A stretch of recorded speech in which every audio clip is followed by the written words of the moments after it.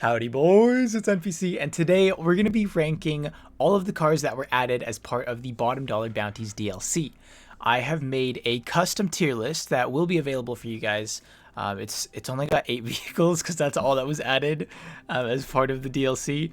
But it's a custom tier list. I'll have it available in the description if you guys wanted to do it for yourself, if you want to review on your channels. And we've got our tiers here: S, A, B, C, and F, and we're going to be ranking on the car as a total package. So that's price, looks, performance, and anything else if we think of it. But yeah, be sure to drop a like if you guys enjoy the video. So if you're new, we're going for 15k by the end of today.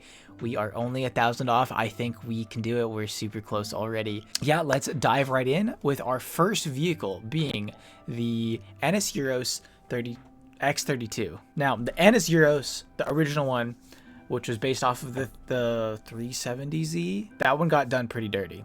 Performance-wise, it's bad. Looks-wise, it's bad. You can even stance that car. It's still bad. It gets even slower somehow. This car is marginally better. Looks wise, they have perfected it in my opinion. Like, the base model of this car looks so much exactly like the Nissan 300ZX, which is what it's based on in real life. It's a great looking car in my opinion. It's got a very distinct look, and that, you know, people either love it or hate it. I personally really like it. So looks wise, I want to throw out an S tier. But as I just said, this tier list is not purely based on looks. It's based on performance as well, and boy, do we have some stuff to talk about regarding this vehicle. It's very lackluster. It's very lackluster. The acceleration is really slow. The top speed is not there. The handling is kind of finicky for reasons that I'll get into in just a moment. First, let's talk about acceleration and top speed. So this car, I was actually really surprised because it looks like, you know, kind of like it's a sports car in real life, and in GTA, it was added as a coupe. I think Rockstar they messed up by doing that. I really don't think that it was a good idea to add this car as a coupe, because it's like a fan favorite. It's like, why would you put it in such a bad category of vehicles? Like, if they really wanted it to be part of the coupes category, then maybe they could have done like sports and then integrated with coupes, like kind of how the Shafter can be in multiple categories. But yeah, that's why it's slow. It's a coupe, so it's not fast at all. Now let's talk about the handling.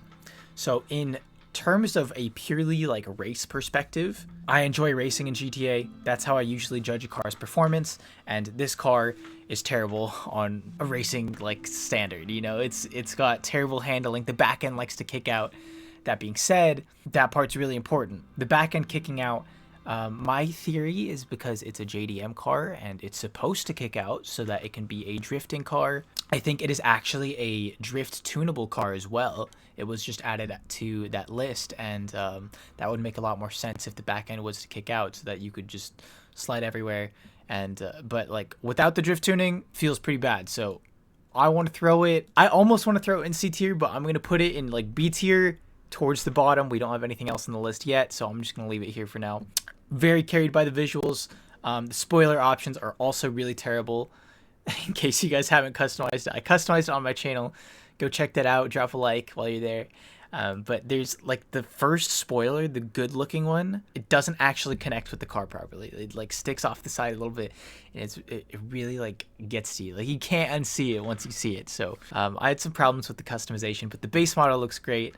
Performance not good, and apparently this car also is HSW. Sorry, we're talking about this car for so long, but there's just a lot to say about it. This car has HSW, and it still gets outperformed by a lot of other HSW cars and non-HSW cars, so I don't really see the point in why Rockstar gave it to this car of all vehicles. And then finally, you know, despite all of that, it's only $1.5 million. It's not going to break your bank. All that being said, it's like not that bad of a package deal. If you're going to drift tune it, of course, it's going to cost a little more. But I think for now, the bottom of B tier is a safe place to throw it. Now, moving on to, let's do a cop vehicle now. Let's do the Impaler. The Impaler, I'm not throwing it in C tier. I'm just putting it on the board because we're talking about it.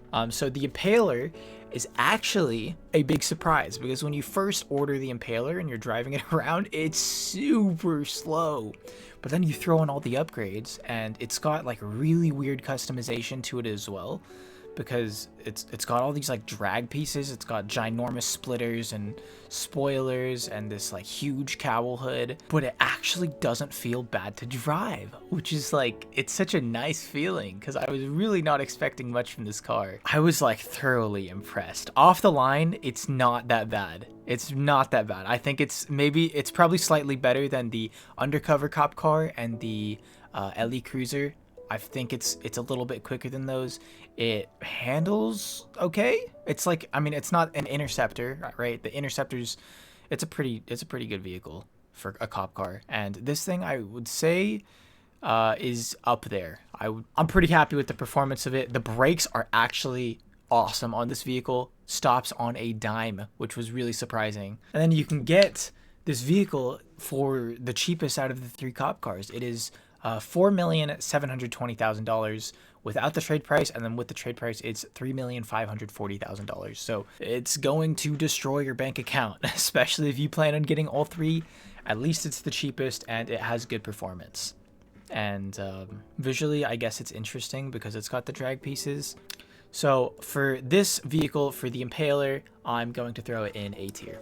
Now, going back to our other vehicles, let's talk about the Ubermacht Niobe. This car, man, easy. I'm just gonna throw it in S tier and I'm not gonna move it because the Niobe is gas. The Niobe is gas. I'm telling you, Rockstar cooked so hard on a gas stove. None of that electric badness. Okay, the Niobe is such a pleasant car to look at, to drive, to customize. Like, they hit the spot with this car. If you guys are interested in seeing what I'm talking about, go check the customization. I customized it, I reviewed it, and I really like this car. So initially, we got the Ubermacht SC1 as our i8 representation, and then apparently that's not like supposed to be the our i8, but it was like kind of an i8. So the SC1 is a dumb car. I don't like the SC1. Now they added an actual BMW i8, and it looks even better than the i8 in real life. Like, the back end is so, I think the back end looks even nicer. I feel like it's almost got a hint of like the Lexus LFA. And, you know, GTA fans who also like the LFA are, they're crying because we have the ETR1 and that car is horrifically ugly. This car, it actually handles well. It accelerates really nicely. The brakes are not the greatest, but it's a really pleasant drive, so I can't really complain all that much. I had a great time customizing it. It's got a lot of good options, a lot of good livery choices as well. That's pretty important because I think sometimes you can't get good liveries. Like this one, oh my god, this one has no good liveries. I almost want to move it down for not having good liveries. But the Niobe is a great vehicle. And if you guys are looking to buy one, because I've been shilling it so hard, you can get it on Legendary for $1,880,000. It's not even breaking the $2 million barrier, which is awesome. It's awesome. It leaves you money to buy the expensive ass cop cars. That was in the sports category, if I didn't mention that. And I think it's very deserving of an S tier. Now, let's move on to another cop car. I know the one that you guys are all waiting for, the Dorado. I'm going to put it in S tier and we'll move it accordingly. Now, the Dorado is the most expensive cop car that was added. It is over $5 million. $5,005,000. And the trade price is 3.7 mil. It is a pretty good vehicle. The customization is nice. I think it's got the second most customization. I would say it supports like the build of the vehicle. I think you can do a lot of cool like secondary accenting on that car. The Impaler is just all like a drag setup. Like that's what the customization is. This one's got some more, you know, you could probably change the pieces around a little bit and make it look really interesting. And I'm just gonna say right now, this car belongs in S tier. And the reason it's got such high praise is because of its performance. This car is a beast. Off-road, on-road, wherever you want to put this car, it's awesome. It is a great drive. The acceleration is like, okay, it's probably on par with the Impaler, but the mobility of this car is ridiculous. Like, you can turn your car like super hard, like in a chair. Like you know, some cars will like lock in like when you're going straight, especially a lot of electric vehicles. If you guys are familiar with driving those, once you're going fast, it's like really hard to get them to turn left and right. This one's got some serious swivel to it. Like, I'm talking like serious swivel. Like, you can turn it a good like 30, 45, maybe like 50 degrees in either direction, and it like doesn't spin out. That's the thing. It like almost feels like it's gonna spin out, and then you try to catch yourself, because I mean, we're not trying to, you know, go in circles, and it just corrects itself. It feels so nice to drive. It like feels unstable, like you're kind of walking on a tightrope or like a balance beam or something, but it always gets itself back on track. You can just propel yourself in another direction lightning fast, and it's got good climbing power as well, and that's of course really nice. It's our first SUV police car, and I think it is very deserving of an S tier spot. I would probably say even above the Niobe, just because it's so unique. And I do think it is worth, well, $5 million is like super expensive. I'd probably lower the price of all cop cars, but just, you know, purely based on what it's being compared to, I think $5 million is fair. And I would pick up the Dorado if you could only pick up one. Now for our next vehicle, let's talk about the Coquette D1. Before you guys click off because it's the most boring looking car on the list, just give it a chance, okay? Because the Coquette D1 is actually a beast. It cost 1.5 million. It's not that much, and this car is a bullet. Like, it is super fast. Not only that, it's like Barbie's car. It's Barbie's car from the Barbie movie, and the Blackfin was kind of close. The Coquette Blackfin. This one is like actually Barbie's car, and I customized it. You can see on my channel, I made it look like Barbie's car. And then I drove it around a little bit, and you can see its performance. It is super fast. It is really fast at a straight line. It might be faster than the Turismo Classic. The Turismo Classic it's pretty fast. It's a really fast car. It's got great cornering ability. This one, cornering is probably slightly weaker, but I think it's competitive just because of how quickly it accelerates. Like, it's a sports classics car. Like, it was assigned to that category, and it's like faster than the cop cars. It's faster than the Euros X32, and I've got more to say. It's really fast. It's one of the faster cars off the line on this list, which is kind of weird to say because it's a sports classic, but it is. And for this one, I would give it an A. I think it's got some nice customization to it, and I would probably rank it above this one just because it's literally 3 times as cheap as the Impaler, and there's a better cop car than the Impaler. This was the only sports classic that was added as part of the Bottom Dollar Bounties DLC. But overall, it's a nice car. I think it's very deserving of an A tier. It was a pleasant drive, and I think you guys would be surprised if you drove it as well. I think it's a nice, like, vintage car collector's item, and those people will be very happy with a nice sports classics car. Now, moving on, we've got 3 cars left. We've got 2 regular cars and 1 cop car. Let's talk about one more regular car, and that is going to be the new boy, the Balakin. Well, they're all new. The Balakin Envisage. Now, the Balakin Envisage looks pretty cool. Parts of it look really nice. Parts of it are like super futuristic looking. And then the front, for some reason, it like shares the same front end as the Toreador. Why? I don't know. It's like a Toreador with the chin. I don't think the Toreador looks bad necessarily, but it's not like the most unique looking. It's got some interesting customization. It's got like the most insane spoiler of all time. You guys thought you've seen the most insane GTA spoiler?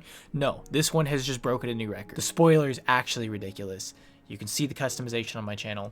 Drop a like while you're there. It is humongous. Not that you have to go for that option, but I think it's pretty unique. It's got just really unique customization. The stock rims look really cool. The liveries are pretty cool on this car as well. And overall, you've just got like a decent bit of good customization, I would say. It was a nice car to customize. Performance-wise,